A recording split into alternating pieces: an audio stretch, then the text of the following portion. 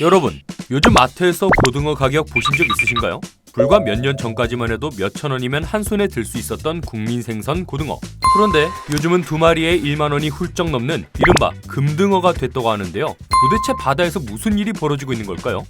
오늘은 우리가 매일 먹던 고등어가 왜 사라지고 있는지, 그리고 이것이 단순한 물가 문제가 아니라 식량 위기의 신호인지 하나씩 살펴보겠습니다. 이 변화는 사실 우리 바다가 아니라 북대서양에서 먼저 시작됐습니다. 2025년 국제해양탐사위원회 ICES는 내년 대서양 고등어 어획량을 기존보다 70% 줄여야 한다는 충격적인 권고를 내놓았는데요. 70% 감축이라는 건 고등어 10마리를 잡던 바다에서 이제는 3마리만 잡아야 한다는 뜻입니다.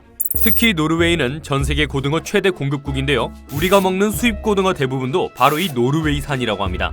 그런데 이 노르웨이에서 어획량이 70%나 줄어든다면 한국으로 들어오는 고등어 물량도 자연스럽게 크게 줄어들 수밖에 없겠죠. 문제는 이 위기가 수입산 고등어 이야기에서 끝나지 않는다는 점입니다. 2025년 기준 국내에서 잡힌 고등어 중 중대형 고등어 비중은 단 4.6%라고 합니다. 평년 평균이 20% 수준이었던 것과 비교하면 예전보다 4분의 1 수준으로 급감한 셈입니다. 왜 이런 일이 벌어졌을까요? 기후변화로 인한 수온 상승, 먹이 사슬의 붕괴, 그리고 어린 고등어 위주의 어획 구조. 이 세 가지가 동시에 겹치면서 크게 자라야 할 고등어가 자라기도 전에 사라지고 있는 상황이라고 합니다. 이 변화는 가장 먼저 우리 장바구니에서 체감되고 있습니다. 2025년 11월에서 12월을 기준으로 국산 고등어 가격은 전년 대비 10% 이상 급등했고 수입산 고등어 역시 어획 제한 여파로 함께 올랐다고 합니다. 쉽게 말해 예전에는 고등어 한 상자가 10,000원으로 4가족이 나눠 먹을 수 있었다면 이제는 2가족이 나눠 먹기도 부담스러운 수준까지 오른 셈입니다. 지금까지 우리는 국내산이 비싸지면 수입산으로 대체하면 된다 라는 방식으로 버텨왔습니다. 하지만 지금은 대서양과 태평양 모두에서 고등어가 줄어드는 상황으로 대체할 바다 자체가 사라지고 있는 구조로 변화하고 있습니다. 결국 국민 생선이 국민들의 식탁에서 사라질 가능성이 높아졌다는 것이 지금 우리가 마주한 현실이라고 합니다. 전문가들은 지금 상황을 단순히 어종 하나의 문제로 보지 않습니다. 기후변화로 바다가 따뜻해질수록 물고기들이 번식을 실패하고 먹이 생태계가 붕괴되며 특정 어종에 대한 어획 압력이 집중되는 악순환이 반복된다고 알려져 있습니다. 이렇게 되면 바다는 잡아도 다시 채워지지 않는 구조로 빠르게 바뀌게 됩니다.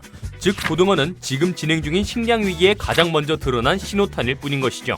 ICES는 지금처럼 계속 잡으면 고등어는 회복이 불가능한 단계로 들어간다고 분명하게 말합니다. 그래서 지금 필요한 것은 과학적 해양조사, 국제 공조를 통한 어획 규제, 그리고 지속 가능한 수산자원 관리입니다. 지금 멈추면 회복의 가능성은 아직 남아 있습니다. 하지만 지금도 조금 더 벌자는 논리로 바다를 밀어붙인다면 우리는 고등어의 맛을 모르는 세대를 현실로 마주하게 될지도 모릅니다. 이러한 위기 속에서 기업의 역할 역시 점점 더 중요해지고 있습니다. 단순히 많이 생산하는 것이 아니라 환경을 고려하고 자원을 지키는 방식으로 산업 구조 자체가 바뀌어야 하기 때문입니다.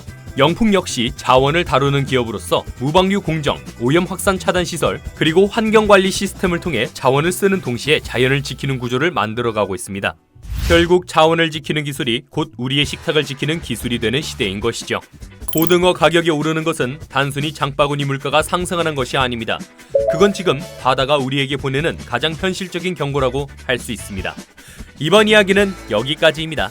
영상이 유익하셨다면 좋아요, 구독, 알림 설정까지 눌러주세요.